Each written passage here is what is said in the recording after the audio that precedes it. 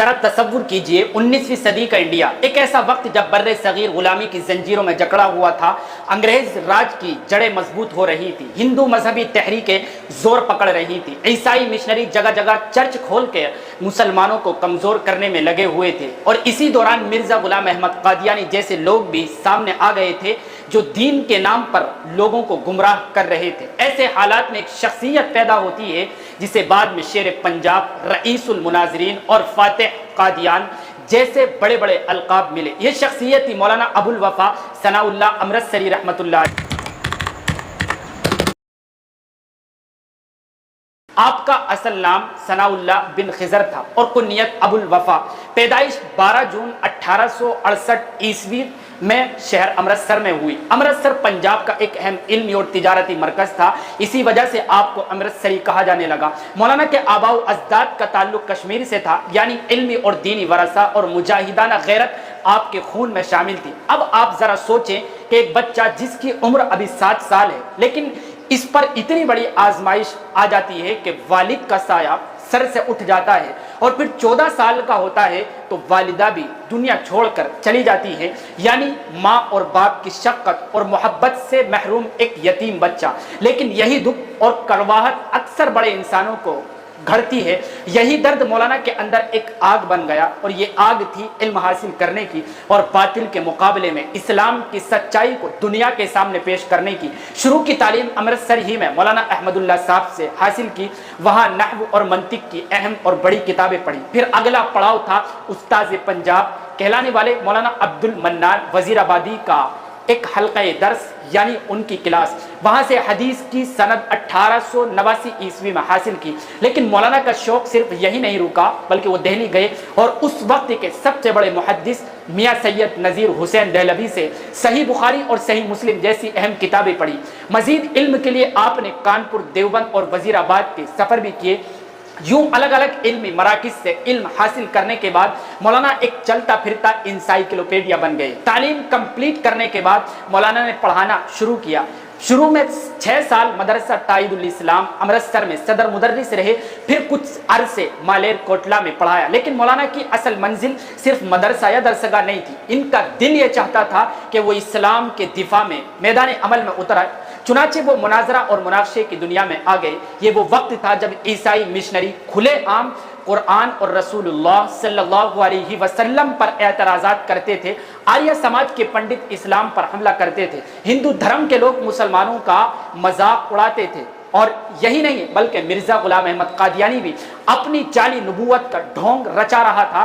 ایسے میں مولانا نے فیصلہ کیا کہ وہ اسلام کا دفاع کریں گے اور اس کی حفاظت کے لیے میدان میں اتریں گے، اور ہر باطل قوت کے سامنے سیسا پلائی ہوئی دیوار بن کر کھڑے ہوں گے۔ اب اصل کہانی شروع ہوتی ہے۔ مولانا نے اپنی زندگی کا ایک بڑا حصہ مناظروں میں گزارا۔ وہ جہاں بھی اسلام پر حملہ ہوتا وہاں پہنچ جاتے۔ عیسائی پادری قرآن پر اعتراض کرتے تھے تو مولانا نے ان کے سامنے ایسا علمی جواب رکھا کہ وہ شرمندہ ہو کر خاموش ہو جاتے۔ آپ کی کتاب اسلام اور مسیحیت اسی سلسلے کی ایک بڑی یادگار اور اہم کتاب ہے۔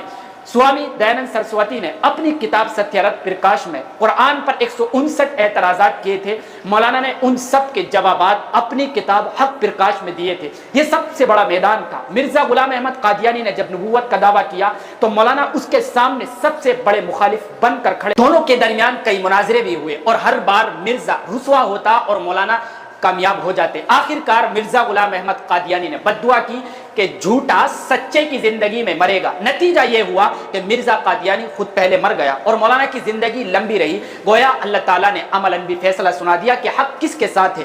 اسی لیے مولانا کو تاریخ میں فاتح قادیان کہا جاتا ہے۔ مولانا صرف مناظرے کے ماہر نہیں تھے بلکہ ایک شاندار رائٹر بھی تھے۔ آپ کو بتلاتے چلیں کہ آپ نے تقریباً 190 کتابیں لکھی ہیں۔ ان میں سے چند کتابوں کے نام ہم آپ کے سامنے بیان کرتے ہیں، جیسے تفسیر سنائی اردو میں یہ کتاب ہے، 8 جلدوں پر مشتمل یہ تفسیر 36 سال کی محنت کا نتیجہ ہے۔ اس میں قرآن کے ساتھ ساتھ مخالفین اسلام کے اعتراضات کے جوابات بھی دیے گئے ہیں۔ تفسیر القرآن بکلام الرحمن عربی میں یہ کتاب ہے، اس میں قرآن کی آیت کی تفسیر دوسری آیت سے کی گئی ہے۔ یہ انداز بر صغیر میں پہلی بار آپ نے اختیار کیا۔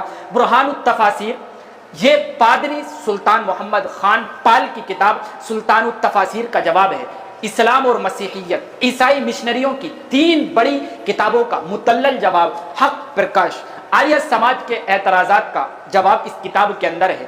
مقدس رسول بدنام زمانہ کتاب رنگیلا رسول کے جواب میں لکھی گئی، جس میں رسول اللہ صلی اللہ علیہ وسلم کی عظمت اور پاکیزگی کو مدلل انداز میں بیان کیا گیا ہے۔ یہ کتابیں آج بھی اسلام کے دفاع میں قیمتی سرمایہ ہیں۔ مولانا صرف مدرس یا مناظر یا رائٹر نہیں تھے، بلکہ بہترین صحافی اور سیاسی لیڈر بھی تھے۔